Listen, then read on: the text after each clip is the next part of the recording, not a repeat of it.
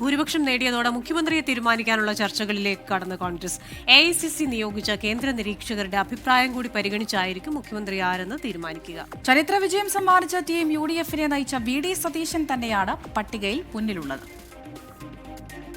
വിജയിച്ച MLA-മാരുടെയും ഘടകകക്ഷികളുടെയും അഭിപ്രായം തേടും. തുടർന്ന് AICC നിയോഗിച്ച നിരീക്ഷകർ റിപ്പോർട്ട് കൈമാറും.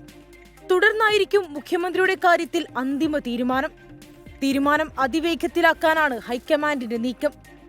നിലവിൽ മത്സരരംഗത്ത് ഇല്ലാതിരുന്ന ഒരാളുടെ പേര് മുഖ്യമന്ത്രി സ്ഥാനത്തേക്ക് വലിച്ചിഴച്ച് വിജയത്തിന്റെ നിറം കെടുത്തേണ്ടെന്ന് തീരുമാനിച്ചാൽ KC വേണുഗോപാൽ ഒഴിവാകും. അങ്ങനെയെങ്കിൽ VD സതീശൻ, രമേശ് ചെന്നിത്തല എന്നീ പേരുകളായിരിക്കും തുടർ ചർച്ചയിൽ ഉണ്ടാവുക. UDF-ന്റെ ചർച്ചകൾ തുടങ്ങും, വളരെ പെട്ടെന്ന് തന്നെ തുടങ്ങും. UDF-ന്റെ ചർച്ചകൾ കോൺഗ്രസിന്റെ മുഖ്യമന്ത്രി സ്ഥാനം തീരുമാനിക്കേണ്ടത് കോൺഗ്രസ് ഹൈക്കമാൻഡാണ്. അതിലൊരു നടപടിക്രമമുണ്ട്. ആ നടപടിക്രമം ഇന്നോ നാളെയോ കോൺഗ്രസ് ഹൈക്കമാൻഡ് പ്രഖ്യാപിച്ച് ആ നടപടിക്രമം പൂർത്തിയാക്കി കോൺഗ്രസിന്റെ ഒരു മുഖ്യമന്ത്രി ഉണ്ടാവും.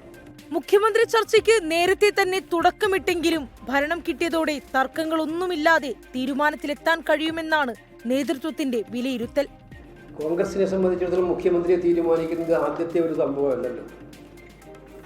ഞങ്ങൾക്ക് അതിൻ്റെതായിട്ടുള്ള വ്യവസ്ഥാപിതമായ മാർഗങ്ങൾ അത് ട്രഡീഷണലായിട്ടുണ്ട്.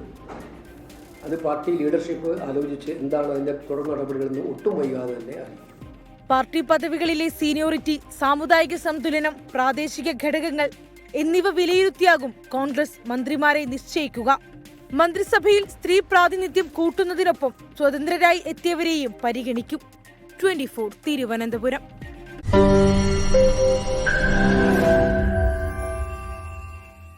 ലോകത്തെവിടെയായാലും ഏത് സമയത്തും 24 വാർത്തകളും ഓഗ്മെന്റഡ് റിയാലിറ്റി പാക്കേജുകളും എക്സ്പ്ലെയിനറുകളും വിശദമായി കാണാൻ ഞങ്ങളുടെ YouTube ചാനൽ നിങ്ങൾക്ക് സബ്സ്ക്രൈബ് ചെയ്യാം.